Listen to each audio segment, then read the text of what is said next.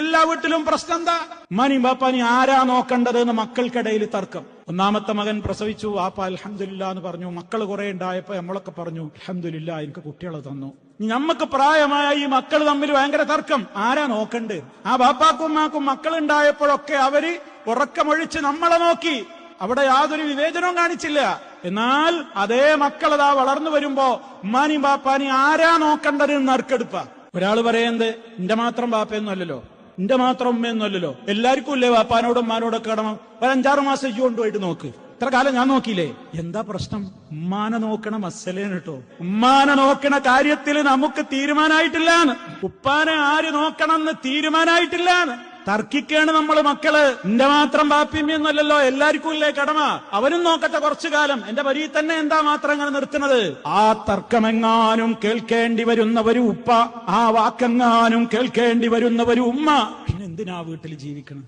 ആ തർക്കം കേൾക്കേണ്ടി വരുന്നവരും ഉപ്പയുടെ ജീവിതം എന്തായിരിക്കും? വാപ്പിയും ഉമ്മയും ജീവിച്ചിരിപ്പുണ്ടെങ്കിൽ ഉമ്മ വാപ്പാനോട് പറയും, വാപ്പമ്മാനോടും പറയുന്നത് നമ്മളെ കുട്ടികൾക്ക് ഇപ്പൊ നമ്മളൊരു ഭാരം അയക്കണല്ലേ, നമ്മളെ കുട്ടികൾക്ക് ഇപ്പൊ നമ്മളൊരു ഭാരാണല്ലടി. ഭർത്താവ് ഭാര്യനോട് പറയും, ഭാര്യ പറയും ആന്നോ എനിക്കും പതിനെ തോന്നുന്നത്, എന്തെങ്കിപ്പോ നമ്മള് ചെയ്യാ? മക്കള് വാപ്പാനി ഇമ്മാനിട്ട് തട്ടുകയാണ്. എന്തിനാ പ്രിയപ്പെട്ടവരെ ഈ തർക്കം? നോക്കുന്നവർക്ക് കിട്ടുന്ന ഏറ്റവും വലിയ ഗിഫ്റ്റ് അല്ലടോ അത്.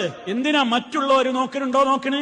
അവന്റെയും ബാപ്പല്ലേ അവന്റെയും ഉമ്മല്ലേ അവനാ ചിന്തിക്കേണ്ടത്. നീ എന്തിനാ ആര് നോക്കുന്നു? നീ ചിന്തിക്ക്, എനിക്കെന്റെ ബാപ്പാനെ നോക്കാൻ അവസരമുണ്ടോ? എനിക്കെന്റെ ഉമ്മാനെ നോക്കാൻ അവസരമുണ്ടോ?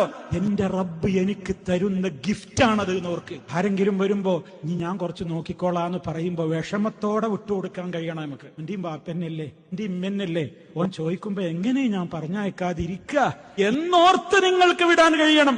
അതല്ല എപ്പോഴാവൻ വരിക എപ്പോഴാ വരാത്തത് എന്നാലോചിച്ച് നിൽക്കണോ? നമുക്കും വരുന്നുണ്ട് പിന്നില് മക്കളിട്ടോ. മുക്കുണ്ട് വളർന്നു വരുന്നു ആൺമക്കളും പെൺമക്കളും. നമ്മക്കും പ്രായാവും, നമുക്കും പ്രായമാകും, നമ്മളെ മക്കളും തർക്കിക്കും. ഇതിന് വലിയൊരു പ്രശ്നം ഇതാണ്. മാതാപിതാക്കളെ കണ്ണീര് കുടിപ്പിച്ചവർക്ക് പരലോകത്തുള്ള ശിക്ഷ അതികഠിനമാണ്. പക്ഷെ അവിടേക്ക് എത്തുന്നതിന്റെ മുമ്പ് ദുന്യാവുന്നതിന്റെ ടെസ്റ്റ് ഡോസുകൾ കൊടുത്ത് അനുഭവിപ്പിച്ചിട്ടേ ഇവിടുന്നാണ്ട് ജീവൻ പോക്കൂ. ഇന്ന് വരെ ഒരിക്കലെങ്കിലും നമ്മുടെ മോശമായ പെരുമാറ്റം കൊണ്ട് പൊന്നുപ്പ കരയേണ്ടി വന്നോ? പൊന്നുമ്മയുടെ കണ്ണിൽ നിന്ന് കണ്ണുനീര് വന്നിട്ടുണ്ടോ? തൗബ ചെയ്ത് ഈ സദസ്സിൽ നിന്ന് മടങ്ങണേ. ആ കണ്ണുനീര് തീയാണത്, ആളിപ്പടരും.